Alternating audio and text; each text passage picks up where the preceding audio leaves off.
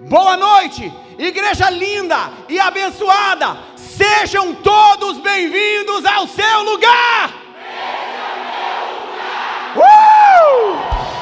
Se você pode, tome o seu assento. Esse é o seu lugar. Você está no centro da vontade de Deus. Ele tem uma obra poderosa para fazer na sua vida. Meu Deus. Para você que nos visita pela primeira vez, eu sou o pastor Renan.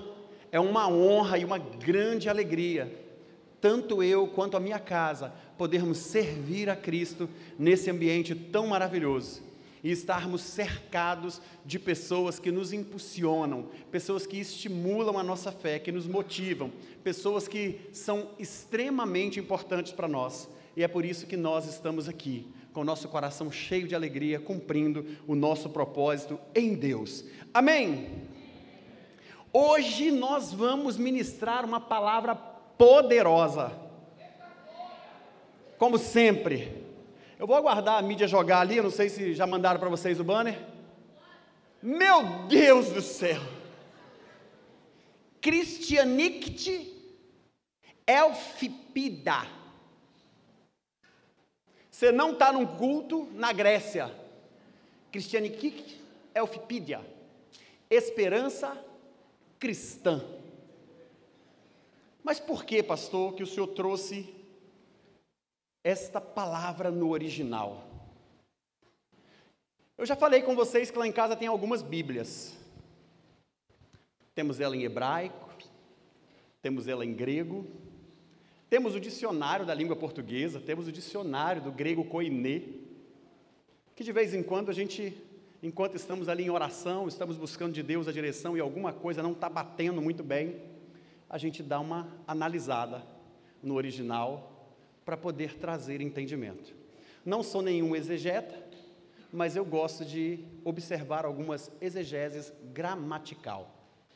Quando você se permite fazer uma análise gramatical, você aprofunda na origem, você se aprofunda na essência.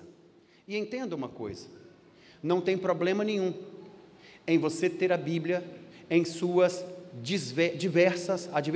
a diversidade das traduções são para facilitar o nosso entendimento, a nossa leitura.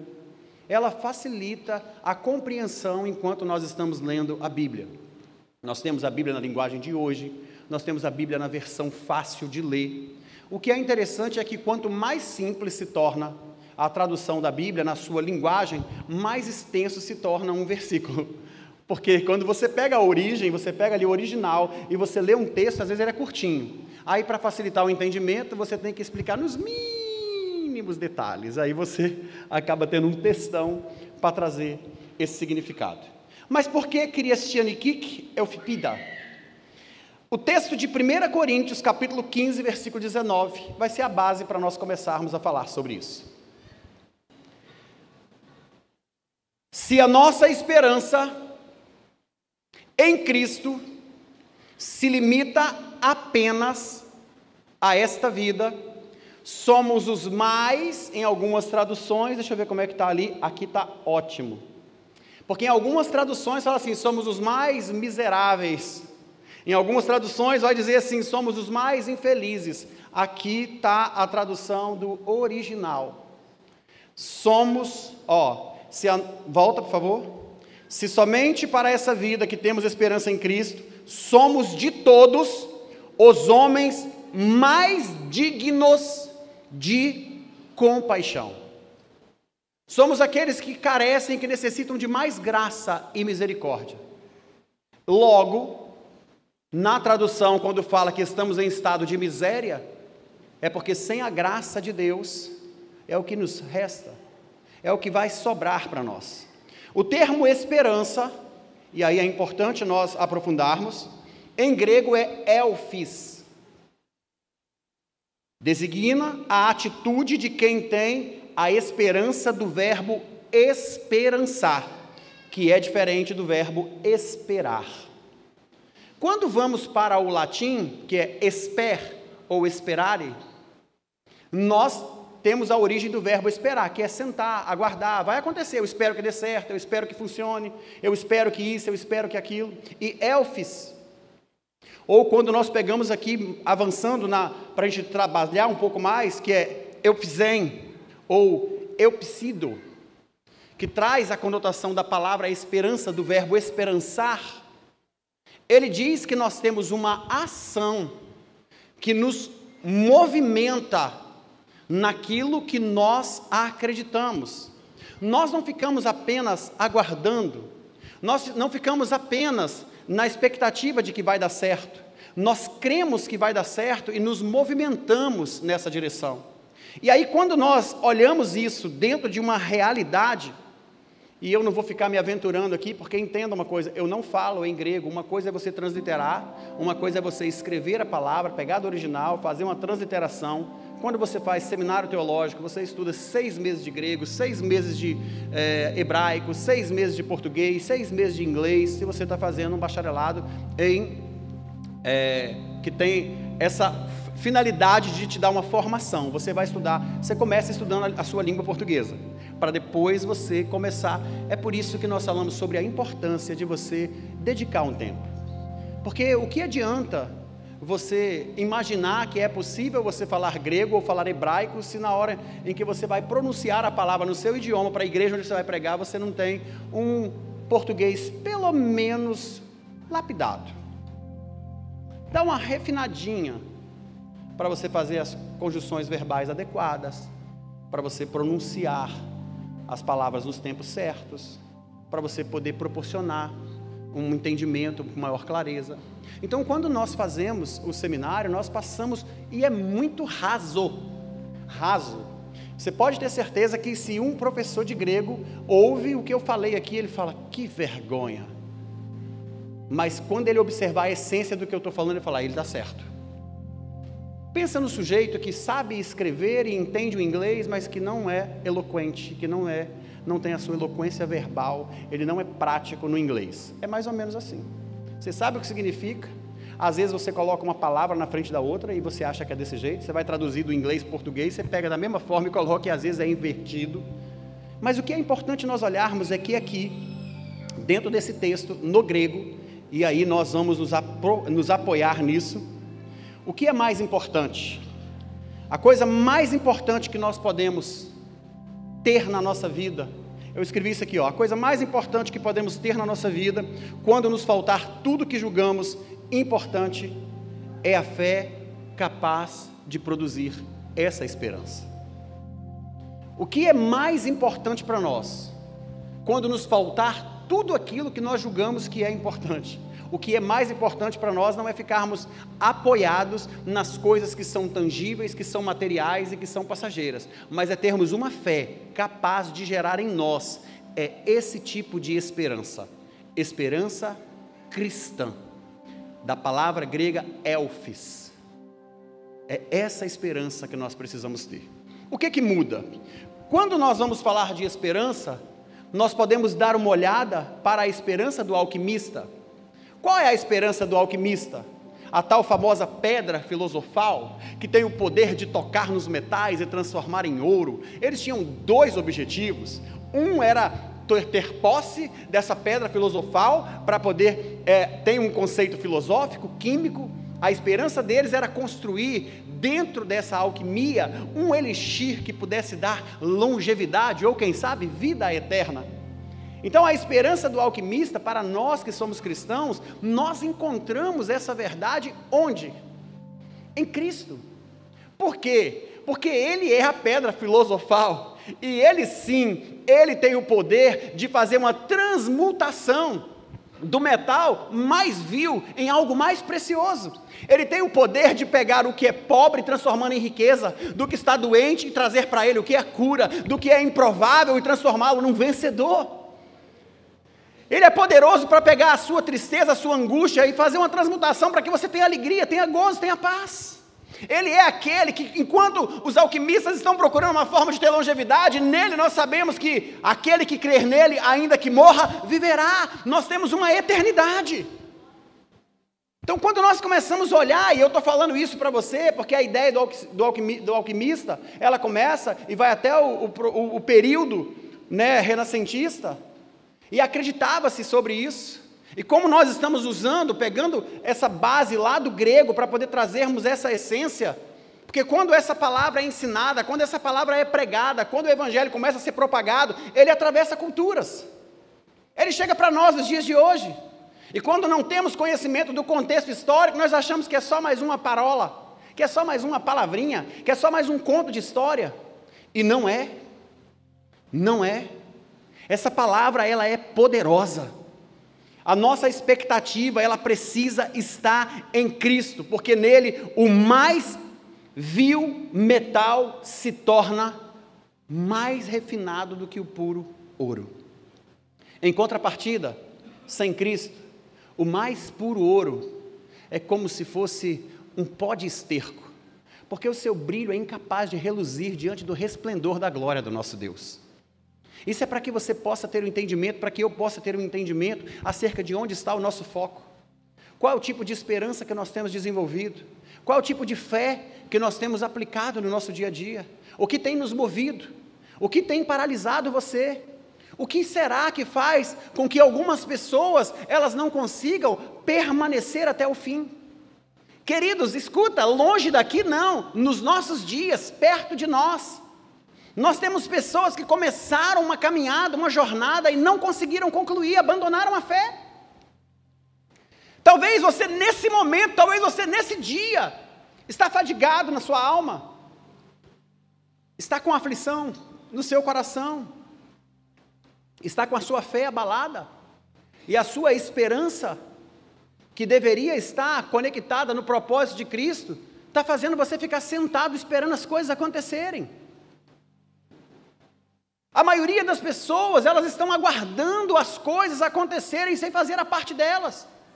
Entenda uma coisa, o problema que você está enfrentando em qualquer área ou esfera da sua vida, você é o principal responsável pela resolução dele.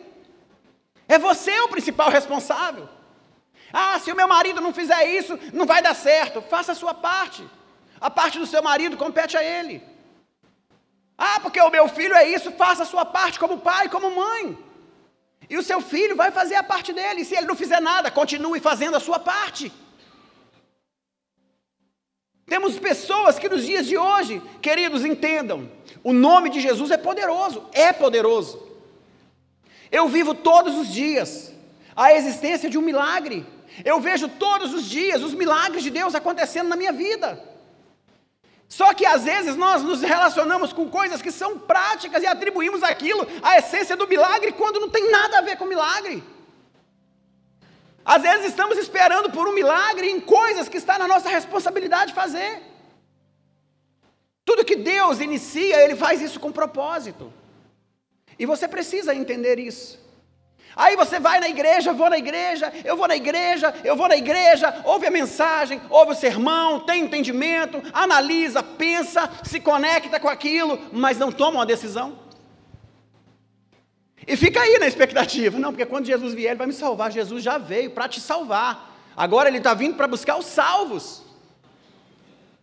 É por isso que o nosso sermão, o nosso discurso é: arrependei-vos, é chegado o reino de Deus, se converta, abra o seu coração. Ei, você não tem noção da quantidade de coisas que você já deveria estar vivendo na presença de Deus e você está retardando esse processo. Como se você estivesse procurando por algo que vai ter um toque místico e mágico. Ei, Jesus é a pedra fundamental e filosofal da nossa fé. Ele transforma, Ele traz a existência das coisas que não são. Mas você precisa crer nisso. Quando olhamos para essa verdade bíblica, nós vamos nos deparar com muitas situações. E o que eu quero que você pense é: uma vez que nós tenhamos entregado as nossas vidas a Cristo, nós precisamos desenvolver uma fé capaz de produzir a esperança que precisamos, e assim, não haverá nada no nosso caminho capaz de nos fazer retroceder. As pessoas retrocedem na fé, porque elas estão com os olhos dela, elas estão com o foco delas no alvo errado. E isso é terrível. Todos os dias algumas pessoas desistem na fé porque elas acabaram entregando as suas vidas para Cristo, mas seguindo doutrinas enganadoras, com evangelhos de leis triunfalistas, de que nenhum mal vai me acontecer, de que está tudo certo, de que agora, o ciclo da vida continua. O nosso Deus continua sendo o mesmo. O sol vai nascer para todos. A Bíblia fala sobre isso. Nasce para o justo e para o injusto. Tanto você quanto eu, diante de Deus, nós não merecemos nada, mas Ele, pela sua infinita graça e misericórdia, confere e concede a todos nós as mesmas oportunidades e privilégios. Não pense que o reino espiritual, ele é um reino em que você vai moldá-lo ao padrão do mundo. Quantas pessoas que se dizem cristãs, que ficam assim, ai meu Deus, eu sou filho de Deus, e eu não sou rico. Aquela pessoa ali, é incrédula, é ímpia, e ela tem carro, ela tem mansão, ela tem isso, ela tem aquilo, enquanto eu não tenho isso. O que será que está acontecendo? É que aquela pessoa, na história, na jornada da vida dela, teve uma família que começou e fez um trabalho, talvez ela está dando sequência nisso, continua trabalhando, e está construindo um legado para ela nessa terra. Qual o problema disso? Às vezes a pessoa está do seu lado, está trabalhando, traz isso para a esfera espiritual. Quantas pessoas aqui dentro da igreja ficam assim, não, mas quando for lá no céu, pastor, lá eu vou ter uma mansão, lá as ruas são de ouro, o mar é de cristal, lá eu vou ter isso. O que você está fazendo para que te confere, que te faz pensar que você vai ter isso lá? Nós temos que ter uma fé prática. A fé prática nos impulsiona a fazer as coisas que nós precisamos fazer em detrimento daquilo que nós aprendemos que está alinhado com a palavra. A vida cristã é uma vida, primeiro, de entrega. Você só vai usufruir e entender os propósitos do que Deus tem para você no seu reino, quando você estiver disposto a abandonar tudo o que você tem. O que você é capaz de entregar? Você sabe qual é a máxima do cristianismo? Se tem uma coisa que Deus nos deu e que ela é de nossa responsabilidade, que é o nosso maior valor, e que ela deveria ser a nossa maior entrega, e muitos não praticam, sabe o que é? A nossa vida. Quantas pessoas são capazes de reconhecer Jesus como Senhor e Salvador, mas não são ousados o suficientes para confiar no poder dEle, na direção dEle e falar, eu entrego a minha vida para Cristo. Esse é o único e o mais precioso bem que nós temos, que o Senhor nos concedeu e que nós devemos devolver para Ele. E a partir disso, Deus é tão bondoso, que quando nós entregamos a nossa vida para Ele, Ele fala, filho, a vida é sua. Eu dei para que você possa viver, agora vamos lá, use a sua vida da maneira correta. Essa pessoa que está aí do seu lado, ela é importante. Eu a amo tanto quanto eu amo você. E por que nós vivemos em guerra uns com os outros? Por que nós não aprendemos a cuidar de nós e cuidarmos dos outros? O que está acontecendo conosco? O que está acontecendo com a humanidade, que o tempo vai passando e o amor esfria cada vez mais, e as pessoas continuam falando de uma palavra que é poderosa, que é verdadeira, mas que não está aplicando no dia a dia. Entenda, se o seu casamento está com problemas, existe uma solução para ele. E a solução começa com esse nome poderoso, Jesus. Se você crê em Deus e fizer o que essa palavra diz, e a sua esposa crê em Deus e coloca em prática o que essa palavra diz, escuta, já deu certo. Já deu certo. Se você está começando a sua carreira, você é um jovem, você é um adolescente, se você está começando a sua jornada, e você ainda não sabe para que caminho andar, qual direção tomar, siga a direção da palavra, que vai dar certo. Quando ensinamos os nossos filhos a usufruir o bem maior e mais precioso que nós precisamos oferecer aos nossos filhos, é uma boa prática do hábito de lermos e termos a palavra de Deus na nossa casa. Os meus 2 filhos são extremamente aplicados ao ensino, eles estudam, um já passou na faculdade, já passou em 2 concursos, está estudando para mais um, o outro ainda está se desenvolvendo, mas entenda uma coisa, eles nunca dedicaram o tempo único e exclusivamente ao seu desenvolvimento pessoal e abandonaram a sua vida com Deus, eles sempre têm possuem uma vida de devocional. Todos os dias os meus filhos, eles dedicam tempo de leitura da palavra. Essa é a maior riqueza que eu pude compartilhar com os meus filhos, e eles viram isso onde? Em mim. Talvez você está me assistindo aqui falando, não pastor, eu não faço isso. Começa, querido, dá tempo. Acorda amanhã na sua casa e lê a Bíblia. Acorda amanhã na sua casa, compartilha um texto com a sua família, lê um texto e fala para a sua família, a Bíblia está dizendo aqui, que o Senhor vai nos abençoar, que Ele vai nos guardar, que Ele vai abençoar a nossa entrada, Ele vai abençoar a nossa saída, e eu creio nessa palavra. Deus vai nos abençoar. E vai trabalhar. Nós não podemos nos perder dentro dessa realidade. O que está acontecendo? Que algumas pessoas, elas desistem na jornada. Então, veja bem, eu penso assim, que não existe no mundo nenhuma substância real ou duradoura capaz de suprir o vazio das nossas almas. Por quê? Porque o vazio das nossas almas, as necessidades que nós possuímos e tudo que nós precisamos, começa nele. Ele é o alfa, Ele é o ômega, Ele é o princípio, Ele é o fim. Ele é um Deus poderoso, Ele é o Deus provedor, Ele é o nosso Senhor, Ele é o nosso Redentor, Ele é aquele que nos salva, Ele é aquele que nos liberta, Ele é o nosso amigo, Ele enviou o Consolador, Ele cuida de nós, Ele está conosco todos os dias, Ele nos empoderou com o seu Espírito Santo para vivermos uma vida de acordo com a sua vontade. Ele é Deus, a essência está nele. Agora, por que será que algumas pessoas não conseguem terminar a sua carreira? Por que será que algumas pessoas não conseguem fazer como o apóstolo Paulo, que escreveu a Timóteo, dizendo assim, em 2 Timóteo, capítulo 4, no versículo 7. Combati o bom combate, terminei a carreira e guardei a fé. Um homem que era perseguidor da igreja, um homem que não havia encontrado o seu propósito de vida, um homem que servia aos reinos deste mundo, que era, empossado de autoridade, ele tinha pessoas sob o seu domínio, sob o seu controle. Mas ele teve encontro com Jesus. A sua vida era tão complicada, que os irmãos em Cristo não conseguiram ter uma conexão com ele logo no início. Por quê? Porque temiam.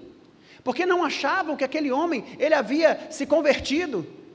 A dúvida deles era, esse homem está fazendo uma jogada, ele vai pegar a gente. Ei, deixa eu te explicar uma coisa. Eu recebi uma mensagem na quinta-feira, o Fabrício Corradini me mandou uma mensagem dizendo assim, pastor, tem 11 anos que eu entrei nessa igreja, e ele mandou um videozinho, ele falou assim, eu vi um homem pregando a palavra com fé, com ousadia, e ele falava das coisas que ele acreditava, e ele isso, e não sei o que, tal, e foi falando de um monte de coisa que ele foi escrevendo ali, o videozinho passando. Aí ele falou, depois eu conheci esse homem, nas suas dores, nas suas angústias, vi as provações, vi as dificuldades, vi tantas coisas acontecer na vida desse homem, e eu estou aqui há 11 anos, esse homem já está aqui, e ele continua falando com a mesma fé, com a mesma ênfase, ele continua, e agora fazendo ainda com mais entrega. Eu me emocionei, enchi meu coração de gozo, de paz, de alegria, de esperança, e pensei, porque dele e por ele, para Ele são todas as coisas, e eu vou continuar, porque a minha esperança está em Cristo. Um dia eu estava sentado no ambiente, assim como você está, e eu era um improvável. Quando eu entreguei a minha vida para Jesus, os meus amigos não entenderam, não acreditaram. Os meus amigos não conseguiram compreender o que estava acontecendo, mas é um processo, e a minha carreira estava apenas começando. No meio das lutas, das dificuldades, nós chegamos até aqui. Entenda uma coisa, não permita que a sua soberba e que o seu orgulho e que essa autossuficiência te prive da graça de Deus. Pessoas que entram neste lugar e em outras igrejas onde a palavra é ministrada e elas saem sem se render a Jesus, porque não querem abrir mão de algumas coisinhas passageiras dessa vida. Queridos, olha, cada um de nós vai possuir as coisas que são importantes para nós. Eu já vi de tudo nessa vida, ao longo, desculpa porque é até um tanto altivo isso, de tudo que eu quero dizer assim, na minha jornada eu já vi muitas coisas, que talvez eu não fui bem feliz na minha expressão, mas eu já vi algumas coisas dessa vida, que, queridos, Eu já vi pessoas que falam assim, que não vai entregar a vida dele para Jesus por causa do futebol. Eu não vou entregar minha vida para Jesus porque eu gosto do meu futebol, e aí tem que ir para a igreja domingo de manhã, e domingo eu vou jogar bola, e eu prefiro jogar bola de manhã do que tal, isso, aquilo, outro. Tudo bem, mãe. Eu já vi pessoas que não entregam a vida para Jesus, não, porque eu vou entregar minha vida para Jesus, eu não vou poder tomar mais a minha cerveja. Eu vou entregar minha vida para Jesus, não vou poder mais ir na balada, não vou poder, tem de tudo. Eu não vou entregar minha vida para Jesus porque eu vou poder fumar lá na igreja. Hoje você não pode fumar nem no bar. Faz tão mal para a saúde que tem uma placa lá. Você quer morrer, você morre sozinho lá fora, não aqui dentro, que você é um fumante ativo e você está fazendo as pessoas fumante passivo. Mas aí o cara, nem lá fora no bar você não fuma mais, você tem que arrumar um lugar mais reservado para você. Mas as pessoas, elas estão com os seus valores, com as suas prioridades invertidas. Agora preste muita atenção. Essa palavra, esse sermão, ele é abrangente para todos nós. É para aquele que ainda não tomou a decisão. É para aquele que já tomou a decisão e já desistiu. É para você que está na sua caminhada da fé e que talvez não vai combater o bom combate, não vai guardar a fé se você não entender essa palavra. Porque você também corre o risco de desistir. Quando o apóstolo Paulo fala sobre essa palavra, eu combati o bom combate, eu terminei a carreira e eu guardei a fé. Isso era reflexo de coisas que ele já falava desde o início, quando ele ainda estava junto com os primeiros cristãos. Atos dos Apóstolos, capítulo 20, versículo 24. Porém, em nada considero a minha vida preciosa para mim mesmo, contanto que complete a minha carreira e o ministério que recebi do Senhor Jesus para testemunhar o evangelho da graça de Deus. Queridos, cristianismo é isso aqui. Se você considerar as coisas e até mesmo a sua vida mais importante do que isso, o valor da nossa vida consiste em nós sermos capazes de dar um testemunho do evangelho da graça de Deus. O nosso passado, a nossa história, o que nós vivemos, é verdade, aconteceu. Algumas pessoas talvez não sabem disso, mas e a nova realidade que está sendo construída?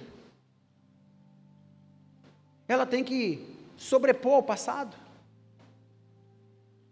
O problema é que algumas pessoas vivem o passado no presente e falam, pastor, não sei porquê, as pessoas sempre pensam que eu nunca vou dar certo, porque você continua vivendo o passado no presente. Ora está na igreja, ora está no mundo. Ora fala em nome de Deus, ora é usado pelo Satanás. Entende? E aí fica nessa luta, se perde dentro do propósito. Quando nós avançamos em 1 Coríntios, capítulo 9, versículo 25 e 27, o apóstolo Paulo vai fazer uma analogia com a realidade de um atleta, de pessoas que se esforçam para terem uma alta performance, para ganhar um prêmio, para ser melhores, para serem ovacionados, reconhecidos. Ele fala assim, todo atleta em tudo se domina. Aqueles para alcançar uma coroa corruptível, nós, porém, a incorruptível. Assim corro eu também, não sem meta. Luto, não como alguém que está desferindo golpes no ar, mas esmurro o meu corpo e reduzo-o à servidão ou à escravidão, para que, tendo eu pregado a outros, não venha eu mesmo ser desqualificado. Queridos, esta é uma verdade tão pungente no nosso meio, tão forte, pessoas falando de um evangelho, pregando um evangelho, do qual elas não são qualificadas para falar. Não que eu já tenha alcançado, queridos, mas uma coisa eu também faço, eu esqueço, eu deixo para trás de mim, essas coisas devem ficar para trás, e eu estou prosseguindo para o alvo. Nós temos que ter consciência disso, senão nós vamos retroceder. Não ousamos, temos que ousar. Queridos, essa realidade aqui, eu queria que vocês entendessem. Continua vindo, continua participando, mas entenda, existe um lugar reservado para você no reino espiritual. Quando o Jean estava aqui falando do voluntariado, escuta, não tem coisa melhor do que você usar o dom e o talento que Deus te deu em prol do reino. Talvez você nunca imaginou isso, Eu também não imaginava que seria possível. Hoje eu vendo que não é por minha causa, mas apesar de mim, Deus ainda faz alguma coisa junto com os irmãos. Mesmo eu sendo improvável, eu posso me juntar com um irmão que também era improvável e aprender com ele, e assim construirmos as coisas. Mas nós temos que nos conectarmos a esse propósito. Temos que dar crédito a essa palavra.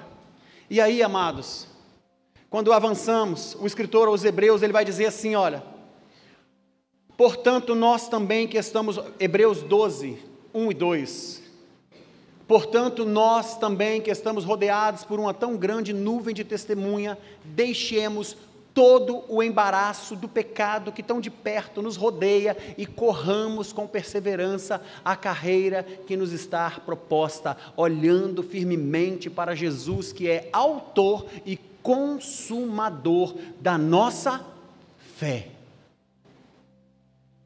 Quantas pessoas estão correndo sem foco? Quantas pessoas não estão sabendo fazer essa conexão de prioridade, de propósito? Não consegue ter, sabe, essa percepção de valores, do que é importante. E aí nós vamos nos deparar com o quê? Com pessoas que têm uma esperança do verbo esperar. Estão esperando as coisas acontecer. Estão esperando que o milagre venha, estão esperando que a resposta, estão esperando que alguém faça algo. Mas nós precisamos desenvolver uma fé prática da esperança elpis, que vai trazer o verbo esperançar, onde nós acreditamos que vai acontecer e nós andamos na realização desses fatos. Nós encontramos paz. Preste muita atenção. Quando você não consegue desenvolver isso, você não entende os propósitos do que acontece. Você não sabe como lidar com a morte, você não sabe como lidar com as perdas, você não sabe como lidar com o luto, com as dificuldades, com os problemas, com as pessoas. E tudo isso faz parte do cristianismo. Desenvolver essa fé prática, entendermos as áreas em que Deus quer agir. E aí, quando eu dou uma analisada nisso que eu estou falando, eu quero observar aqui e fazer algumas considerações sobre as características de pessoas que eu vejo que perseveram na corrida, na carreira que está proposta para elas, só para você pensar sobre isso. O que eu devo fazer, pastor, para que a minha esperança em Cristo seja suficiente para que eu possa combater um bom combate, para que eu possa correr a carreira, para que eu possa vencer os meus desafios e eu possa cumprir o meu propósito de vida? Eu vejo 7 características bem específicas. A primeira delas é que essas pessoas, elas possuem uma intimidade com Cristo. A segunda, e não menos importante, é que elas possuem fidelidade nas disciplinas espirituais. A terceira característica, elas possuem uma perspectiva bíblica sobre as circunstâncias da vida. Não adianta você olhar as circunstâncias da vida, se não for pela perspectiva do que a Bíblia diz a respeito daquilo, para que você possa ter um equilíbrio. Outra coisa é que elas possuem um espírito ensinável, receptivo, humilde, obediente. A quinta característica, elas possuem um claro senso de propósito vocacional e pessoal. E sétima, e não menos importante, elas possuem relacionamentos saudáveis com pessoas habilidosas e talentosas. Relacionamentos saudáveis com pessoas habilidosas e talentosas. A habilidade é desenvolvida através do conhecimento, da prática e da repetição. Então, quando elas se relacionam com pessoas que têm uma intimidade com Cristo, essas pessoas que possuem intimidade com Cristo, elas se relacionam com Ele cotidianamente. Quando elas se relacionam com pessoas que são fiéis nas disciplinas que nós observamos que são espirituais, elas crescem nessas áreas. E aí eu quero traduzir algumas dessas características e vamos transformar isso em palavra-chave, para que você possa correr a sua carreira, para que você possa viver no tempo presente, como um cristão que não retrocede, como um cristão que não desanima, como um cristão que cumpre o seu propósito. Existem 7 palavrinhas-chave aqui: intimidade, disciplina, perspectiva, ensinável, propósito, relacionamento e ministério. São coisas básicas, que talvez nós não estamos dando atenção. Se você quer crescer na sua vida profissional, você precisa se qualificar. Se você quer ter o seu próprio negócio e empreender, você precisa fazer investimento. A máxima do retorno, você tem que investir. Quem não investe, não vai poder ter lucro. Como que você vai ter lucro sem investimento? Você precisa estar disposto a correr os riscos do investimento. Hoje você pode, entenda, quando você está num conflito e você fala assim, não vou para a igreja porque eu estou chateado com a minha esposa, você tomou a decisão. E aí você decidiu correr o risco de não ouvir a palavra, de não estar num ambiente onde você poderia ter uma resposta para aquilo que você precisa, você correu o risco e você não investiu o tempo aqui, mas você investiu o seu tempo em não fazer nada. E aí qual é o resultado que você vai ter? Aquilo que você propôs. E aí quando olhamos para essas verdades, vamos pensar aqui um pouquinho, para que eu possa correr a minha carreira, para que eu possa guardar a minha fé, para que eu possa ter a minha esperança em Cristo. Vamos falar da intimidade. A exortação é: corramos com perseverança a corrida que nos está proposta. Hebreus 12:1. Ela é imediatamente seguida por palavras no versículo 12 que diz: fixar os nossos olhos em Jesus, que é o autor e consumador da nossa fé. Tem gente correndo, queridos. Hoje pela manhã, o Senhor nos visitou aqui, foi uma manhã tão maravilhosa, no culto de ceia, e nós tivemos a oportunidade de falar de uma igreja que está indo para uma direção, e que tem pessoas que estão juntas nessa direção, e tem pessoas que estão andando no paralelo, mas não estão juntos, estão indo para a mesma direção, mas não são parte do corpo, não são parte daquele grupo. E aí nós olhamos para uma realidade como essa. Você está correndo a carreira que te está proposta, mas os seus olhos estão fixados em Jesus. É Ele o autor e consumador da sua fé. Porque se nós quisermos correr com perseverança e terminar a nossa carreira, terminar bem essa corrida, nós devemos continuar olhando para Jesus e não para as circunstâncias ou para as debilidades dos nossos irmãos. Entenda uma coisa, e eu tenho muita maturidade para falar sobre isso. Eu não estou dizendo para você que Jesus e que Deus é mais importante do que a igreja. Não estou trazendo esse grau de importância, sabe por quê? Porque a igreja é o motivo pelo qual nós adoramos e servimos a Deus. Deus, Ele se preocupa conosco tanto que Ele enviou seu Filho Jesus. Então esse pensamento de que aqui, eu estou aqui na igreja, mas não estou aqui por causa do pastor, estou nem aí para o pastor, eu estou aqui por causa de Jesus. Eu não estou aqui por causa dos irmãos, ou eu tive aquele problema no ministério tal, eu não quero nem saber, vou continuar aqui por causa de Jesus. Ei! Se o próprio Cristo veio por causa de uma pessoa complicada como eu, e outra que pensa como você pensa, como nós vamos fazer diferente? A nossa vida vai glorificar a Deus quando nós cumprirmos o nosso propósito de amar a Deus acima de todas as coisas e o nosso semelhante como nós nos amamos. Logo você é tão importante para Deus quanto eu. E essa tem que ser a minha perspectiva, eu tenho que ver dessa forma. A Bíblia vai dizer que não tem como eu dizer que amo a Deus a quem eu não vejo, se eu não consigo amar o meu irmão a quem eu vejo. Isso é uma fé falha. Isso é uma fé que ela não tem parâmetros na palavra.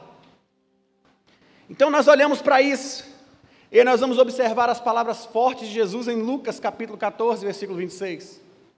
Se alguém vem a mim e não aborrecer seu pai, mulher, mãe, filho, irmão, irmã, e até mesmo a sua própria vida, não pode ser meu discípulo. Cristianismo, queridos, é desafiador. Quando o apóstolo Paulo fala que ele subjugava o seu corpo, que ele sujeitava toda a sua estrutura para cumprir o seu propósito, é assim, é renúncia, é entrega. As Escrituras nos chama para servir, para amar a Deus, para amar as pessoas e para nós servirmos a todos.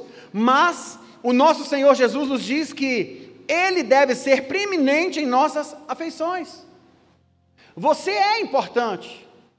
Mas Jesus, ele tem que estar em primeiro lugar na minha vida. Eu tenho que saber disso.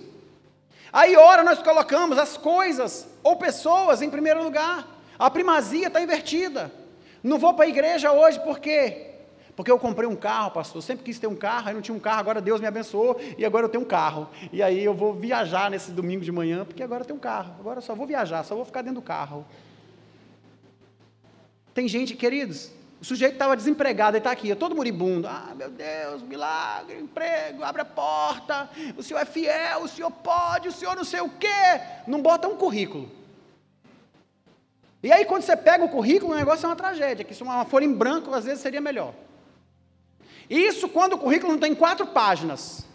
E aí você vai ver 4 páginas. Uau, esse camarada tem um monte de especialização, graduação. Não, entrou em 2020 na empresa no mês de janeiro, saiu no mês de março. Aí entrou, ficou 6, 7 meses desempregado, entrou na empresa no outro ano, em agosto, saiu em novembro. Aí entrou na outra empresa em janeiro do outro ano, saiu. Mas aí você pensa num currículo que tem, pensa numa experiência. 20 empresas, nenhuma delas passou da experiência dos 90 dias. Consegue perceber? Alguma coisa está errado. E está tudo bem, queridos, não é porque era temporário. Rapaz, mas você só cai no temporário? Jesus Cristo.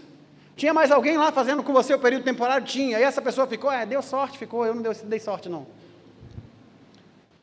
Está com foco completamente distorcido. Como é que é a sua história, a sua constância? O quanto você está se dedicando e compreendendo isso? Porque é parte do nosso propósito. Olha só, o nosso maior chamado é crescer no conhecimento e na graça de Cristo, é torná-lo conhecido aos outros. O nosso relacionamento de intimidade com Jesus vai fazer com que as pessoas que se relacionam conosco, a gente cresce em conhecimento e graça, e as pessoas que se aproximam de nós, nós conseguimos apresentar Jesus a ela, por meio das nossas vidas, por meio da nossa palavra, por meio da nossa atitude, por meio do nosso comportamento de amor, de gentileza, de fé, de esperança, por meio do cuidado. Agora tem gente, queridos, que olha, na boa, por favor, não conta para os outros que você é cristão não, que você está atrapalhando o evangelho. Tem pessoas que quando falam assim, eu sou cristão, acabou com 20 anos de trabalho de evangelho sendo pregado. Tem gente que a sua família não se rende a Cristo, porque fala, meu Deus do céu, se para ser cristão é isso aí, eu estou fora. E quem acaba pagando a conta é o pastor que está aqui, que não ensina. O pastor não ensina a palavra, aquela igreja é uma bagunça. Meu filho, como é que é? Minha esposa. Filho, faz isso não. Pregue o evangelho em todo tempo. Se for necessário, use as palavras. Ou seja, pregue com a sua vida. Viva a boa prática dessa palavra. E aí nós vamos observar o seguinte, se qualquer pessoa que tem posse ou posição for elevar isso acima de Jesus, e as suas afeições estiverem coisas que não estão conectadas ao propósito do reino, elas serão incapazes de cumprir o seu chamado. E aí, nós vamos perceber que a nossa caminhada para permanecermos tem que ser de intimidade com Jesus. Tem que ser de intimidade com Jesus. O segundo ponto é a fidelidade nas disciplinas. Olha o que Atos dos Apóstolos, capítulo 2, versículo 42 ao 44 vai dizer. Eles perseveravam na doutrina dos apóstolos, na comunhão, no partir do pão, nas orações, em cada alma havia temor, e muitos prodígios e sinais eram feitos por intermédio dos apóstolos. Todos os que creram estavam juntos e tinham tudo em comum. Hoje pela manhã nós fizemos aqui uma aplicação muito simples. Eu quero que você observe, você que é membro dessa igreja, você que congrega aqui conosco, você que tem uma responsabilidade, tem aprendido a palavra, porque olha só, a mesma palavra que tem surtido efeito na vida de uma pessoa e não tem alcançado a transformação, não está transformando a vida da outra pessoa, é a mesma palavra.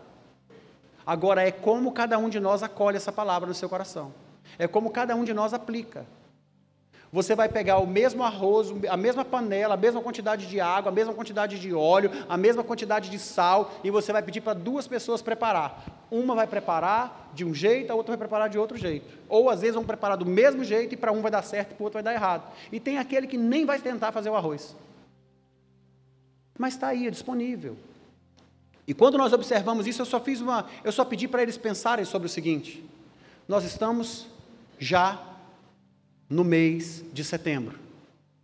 Talvez em setembro é a primeira vez que você veio ao culto, mas nós já tivemos no dia 2, no sábado pela manhã, uma manhã poderosa aqui com as mulheres. 222 mulheres, lotado, nem contamos os voluntários que estavam servindo, mas foi muito lindo. Aí de repente você, que tem vindo na igreja, que tem visitado, tem participado, ou você que é membro da igreja, não deu a mínima para isso.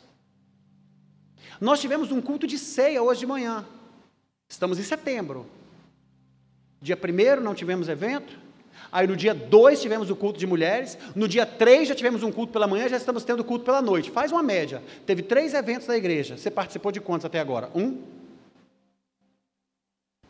E aí eu só para poder fazer uma provocação, eu pedi que cada um de vocês pensassem sobre onde você passou a sua virada de ano no dia 31 de dezembro de 2022.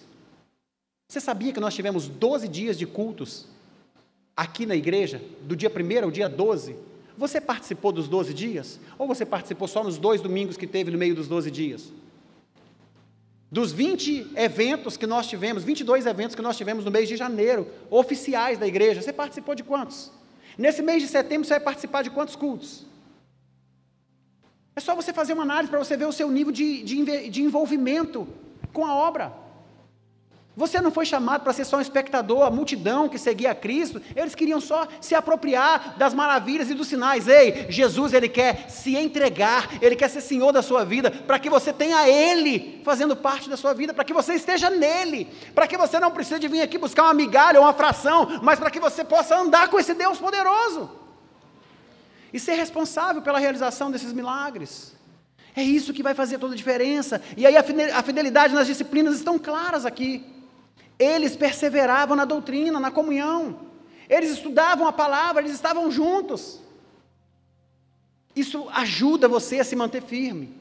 Na sessão sobre espiritualidade e disciplina, nós vemos que as disciplinas não são os fins em si mesmas, mas os meios para o fim da intimidade com Cristo e na formação espiritual. Quando eu separei esses 7 pontos específicos aqui, 2 pontos, eles vão dizer respeito à sua estrutura, sobre quem você é, que a sua intimidade com Cristo e a sua fidelidade às disciplinas vai trazer as suas características de cristão. Os outros 3 pontos, que são a perspectiva bíblica sobre as circunstâncias e um espírito ensinável e um claro senso de propósito, ele tem a ver com o conhecimento que você tem da realidade que Deus te fez. Os 2 últimos tópicos, que não são menos importantes, eles têm a ver o quê? Com o que nós estamos em Cristo. Porque aqui, é relacionamentos saudáveis com pessoas. É o que nós fazemos com os nossos relacionamentos de pessoas que são chamadas, isso é horizontal. Os 2 primeiros são verticalizados, tem a ver com você e Deus. Os 3 que estão no meio têm a ver com a realidade da sua vida, e os outros 2, como você se relaciona com Ele na sua boa prática. E aí, se nós não entendermos isso, como é que nós vamos concluir essa carreira? Será que você tem observado a evolução da sua vida? O que mudou na sua vida desde que você entregou a sua vida para Jesus? O que tem mudado na sua vida desde que você começou a frequentar, ou visitar, ou participar de uma igreja? Porque isso é parte de um processo.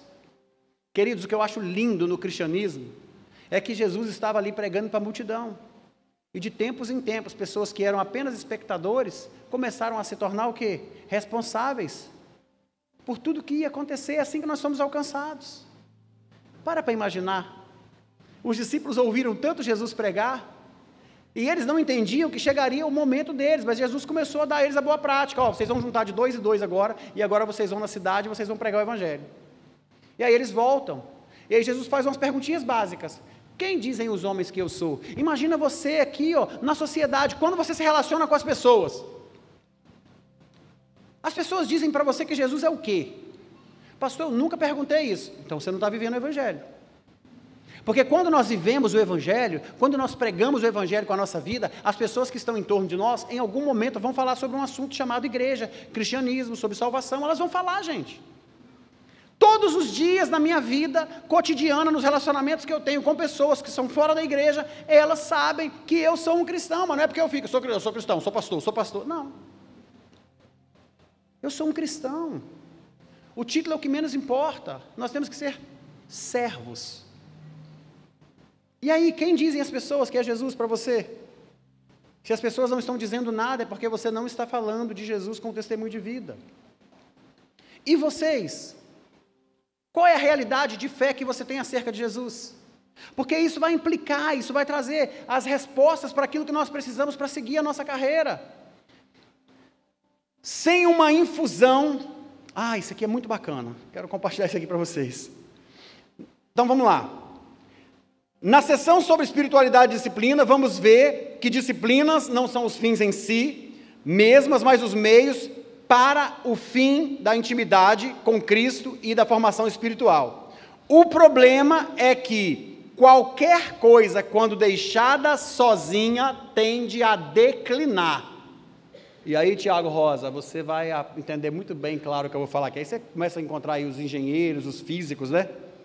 Essa é a segunda lei da termodinâmica, bem prática, que diz que a quantidade de energia útil em qualquer sistema fechado diminui gradualmente. Isso pode ser amplamente aplicado ao sistema de informação, às teorias de relacionamentos e tantas outras coisas que nós aplicamos no cotidiano. Sem uma infusão de energia ordenada, a entropia, ou seja, uma medida de aleatoriedade e desordem aumenta.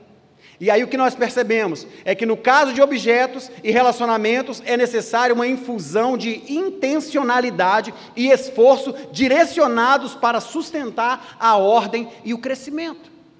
Se você vem para a igreja e você não está fazendo essa infusão desse processo, se relacionando com o que está acontecendo, você vai permanecer estático e vai declinar. Se você não lê a Bíblia, você vai declinar. Se você não se envolve, a igreja está andando, está avançando, queridos. Quantos encontros por ano? Quantas temporadas de célula? Quantas idas? E você está onde? Essa teoria da termodinâmica pode se aplicar a você. Talvez você está declinando, esfriando, perecendo, desistindo, e não sabe por quê? Porque não está colocando em prática a palavra. Perseverando na presença, lendo a Bíblia, orando, se envolvendo com pessoas. Vivendo, olha, a transformação da sua vida, ela vai se dar por meio da prática da palavra com pessoas que você se relaciona. Isso é uma realidade. Em algumas disciplinas são fundamentais, de tudo isso que nós falamos. Você tem que ter um tempo sozinho. Vou falar alguns aspectos. A solidão, o silêncio, a oração diária, o estudo da palavra, o jejum, a castidade, o segredo de confessar os nossos segredos, confessar as nossas culpas, a confissão, a comunhão, a submissão, a orientação, a simplicidade, a mordomia cristã, o sacrifício, a adoração, a celebração, o serviço, o testemunho. Isso tudo faz parte do perseverar todos os dias na doutrina, nos ensinamentos. Mas você quer se tornar o que em Deus se você não está andando nessa direção? Eu sei que de repente esse parece um sermão que você fala assim, nossa Deus, pastor, não estou entendendo nada. Você vai começar a entender à medida que você se permitir viver a prática da palavra sempre. Essa palavra é para poder te tirar de um estágio onde você está e te impulsionar para outro. É para você deixar de ser apenas ouvinte, ser praticante. É para você parar com esse negócio de que não dá certo para você, e vai dar certo quando você fizer o que você precisa fazer, e quando você confiar a Deus aquilo que compete a Ele. Quando você entender que é importante, queridos, nós temos uma alegria no nosso coração. Tem uma igreja de criança funcionando lá em cima, tem uma igreja preparada para os adolescentes aqui embaixo, para ajudar você, para minimizar os impactos do que a sociedade está proporcionando. Para que o seu filho não pereça, para que o seu filho consiga ter relacionamento saudável com Deus e com as pessoas. Então você precisa entender isso, nós temos que entender isso, a perspectiva bíblica sobre as circunstâncias da vida. Olha o que a Bíblia vai dizer em Tiago, capítulo 1, versículo 2 e 4. Meus irmãos, tende por motivo de toda alegria o passardes por várias provações, sabendo que a provação da vossa fé, uma vez confirmada, produz perseverança. Ora, a perseverança deve ter ação completa, para que vocês sejam perfeitos e íntegros, e não tenham deficiência, ou seja, não tenha falta de nada.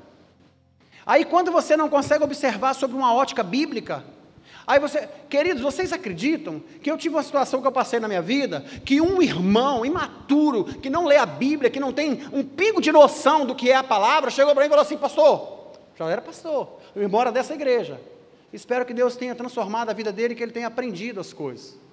porque ele entrou numa jornada, sabe, de triunfalismo, e que ele quis entender que uma determinada situação que aconteceu na minha vida, pastor, o senhor deve estar em pecado. Falei, por que não? Porque isso não pode acontecer com o cristão. Falei, o que não pode acontecer com o cristão? Olha a mentalidade, uma mentalidade triunfalista, que agora não vai acontecer nada, não vai ter prova, não vai ter luta, não vai ter dificuldade, a não ser que você esteja em pecado. Eu falei, ô meu irmão, se fora dessa forma, nós estaríamos fritos.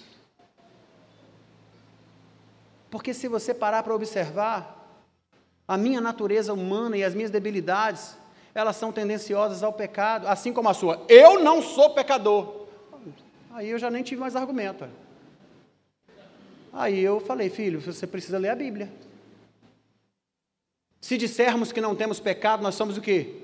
Mentirosos. Mas se nós confessarmos os nossos pecados, Ele é fiel e justo para nos perdoar dos nossos pecados. E o sangue de Jesus nos purifica de toda injustiça, queridos. Claro que eu não sou. Não vou ficar nessa consciência de que, eu sou um pecador, irmãos, porque a minha carne é fraca, sabe como é que é? Não.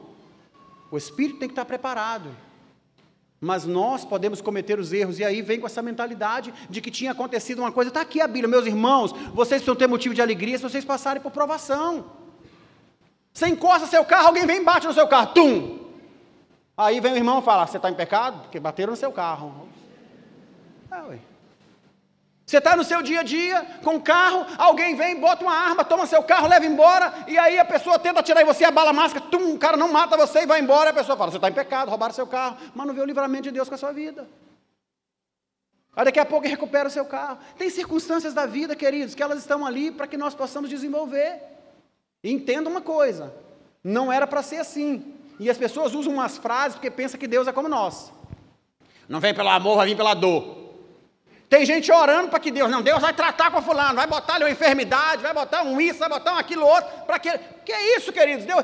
As enfermidades é de Satanás, e das práticas que as pessoas têm de não cuidar desse corpo, das debilidades que nós vamos encontrando no nosso dia a dia, uma alimentação que não é adequada, uma vida que não é saudável e tantas outras coisas. Você enche o seu organismo de porcaria, de química, aí desenvolve um câncer, e tinha lá informações, câncer dá isso dá câncer, não deu em ninguém, não vai dar em mim, aí dá. A gente que provoca essas coisas, e aí vai querer botar a culpa, sabe? Por que Deus, Senhor, Deus não botou nada em você, e Ele tem poder para curar, mas se Ele não curar o seu corpo físico, que a sua alma esteja curada para que você possa ver a eternidade com Ele. Então cuida bem do seu corpo, da sua alimentação, das coisas que você possui, e está tudo bem, a Bíblia vai dizer que essa é uma realidade, a gente vai passar por essas provas. Agora você desanima, chegou aqui na igreja, queridos, as pessoas, eu não consigo lidar com aquele irmão, não consigo lidar com aquela irmã, porque ele é complicado. Glória a Deus, ele é seu alvo, ela é seu alvo, você também é complicado. Outro dia eu falei com uma pessoa bem assim, olha, de vez em quando o Senhor nos surpreende assim, né, apóstolo? Ele fala assim, meu filho, vou mandar para a igreja uma pessoa que vai te ajudar muito, essa pessoa é uma bênção. Aí você fala, aleluia, glória a Deus. Aí ele fala, só tem um detalhe, antes dela se tornar isso, tem um processo que não vai ser nada fácil. Você acha que eu cheguei aqui pronto? Discípulos não nascem prontos, nós não nascemos prontos, estamos sendo aperfeiçoados, queridos, faz parte do processo, em um sentido crescente de desespero, não mantemos o nosso foco em Deus. Agora, quando nós entendemos o propósito dEle, nós conseguimos nos manter firme na sua provisão, no seu livramento, no seu escape. Então, se nós estamos passando por uma provação e temos uma ótica bíblica sobre o que está acontecendo, nós precisamos pensar e falar, Deus, eu sei que o Senhor é provedor, eu sei que o Senhor vai cuidar de tudo, eu sei que vai dar certo, eu vou continuar firme. Uma fé crescente envolve confiar em Deus nos momentos em que nós não entendemos os seus propósitos, os seus caminhos. Porque isso é uma disciplina. Manter o seu foco em detrimento do que a Bíblia diz. A tribulação desempenha um papel significativo no esclarecimento da esperança. Olha Romanos 5, 3 e 5. E não somente isso, mas também nos gloriamos nas nossas próprias tribulações, sabendo que a tribulação produz perseverança, e a perseverança, a experiência, e a experiência, elfis. Esperança, do verbo esperançar. Ora, a esperança não confunde, porque o amor de Deus é derramado em nossos corações pelo Espírito Santo que nos foi outorgado. Então tem situações que a gente acaba não conseguindo lidar com elas porque estamos longe dessa verdade. Espírito ensinável, responsivo, humilde e obediente. Quantos de nós não se permite aprender com a palavra? Quantos de nós não conseguem ter esse entendimento? Tiago 3,13, quem dentre vós é sábio e entendido? Mostre pelo seu bom trato nas obras de mansidão e sabedoria, mas se tendes amarga inveja ou sentimento faccioso em vosso coração, não vos glorieis e nem mintais contra essa verdade. Aí nós vamos observar, o salmista no Salmo 90, versículo 12, vai dizer, ensina-nos a contar os nossos dias para alcançarmos um coração sábio. Tem pessoas vivendo como se não fosse morrer. Ei, deixa eu te dar uma notícia, você vai morrer. Mas dia menos dia, vai acontecer com você, vai acontecer comigo. Agora aprenda a viver a sua vida, para que você possa alcançar um coração sábio. A Bíblia diz que o princípio da sabedoria é o temor ao Senhor. Então essa vida é passageira, e se você fizer essa passagem em Cristo, vai ser bem diferente. Entenda isso. E aí nós precisamos, queridos, ter um claro senso de propósito e chamado pessoal. Nós precisamos nos relacionar e ter uma vida com pessoas que são saudáveis, que são habilidosas e talentosas. E por último, nós precisamos investir o nosso tempo contínuo no ministério e na vida de outras pessoas. Pregar o Evangelho. Quando você abre uma célula e você lidera uma célula, você participa de uma célula, você está dedicando um tempo. Não adianta você vir aqui para a igreja, e presta atenção, nós vamos encerrar aqui. Não adianta você vir aqui para a igreja, ouvir a palavra, aprender muitas coisas e sair desesperado de Jerusalém para os confins da terra. Porque você deve primeiro ficar em Jerusalém. É isso que nós devemos fazer, olha, Lucas 24. E eis que sobre vós envio a promessa de meu Pai. Ficai, porém, em Jerusalém, na cidade de Jerusalém, até que do alto vocês sejam revestidos de poder. Você precisa começar dentro da sua casa. E é daí para fora. Tem relacionamentos que estão conflituosos, por quê? Porque a mulher sai domingo de manhã, vai para a igreja, fica até não sei que hora, aí o marido está em casa com fome, que não é cristão ainda, e talvez nessa prática sua nem vai ser. Aí sai da igreja, vai para uma visita, aí chega em casa, o marido vai perguntar, onde você estava? Interessa, estava pregando o evangelho, estava fazendo a obra de meu pai, que está no céu, que me chamou, e você é um incrédulo, você é um ímpio, você... Misericórdia. Filhos que saem, não dão satisfação para o pai, estava na vigília, estava no monte, estava não sei aonde, a mãe vai chamar a atenção, deixa que eu cuide da minha vida, que Deus cuida de mim, não sei o quê. Eu não entendo que cristianismo é esse, sem honra, sem princípio. Filhos que aqui dentro são uma bênção. Eu não estou lá na sua casa não, mas a sua família está, é lá que você tem que dar um testemunho. Aqui serve, ei querido, meu amado, lá em casa, mãe, não enche a paciência, pai, de novo, que é isso? Não tem essas disciplinas aplicadas e vai desistir na sua carreira. Escuta, queridos, esperança cristã é fruto de ações que transformam a nossa vida para provocar transformações na vida dos outros através dela. Se a sua vida não está passando por um processo de transformação, se você não está experimentando isso, chegou a hora de você rever os seus conceitos e se permitir viver essa realidade, porque Deus quer abençoar você. Sê tu uma bênção. Através de você, Deus vai abençoar a sua família. Sê tu uma bênção. Através da sua família, Deus vai abençoar todas as famílias da terra. Sê tu uma bênção. Então se permita viver essa realidade. Não seja apenas ouvinte da palavra, mas praticante.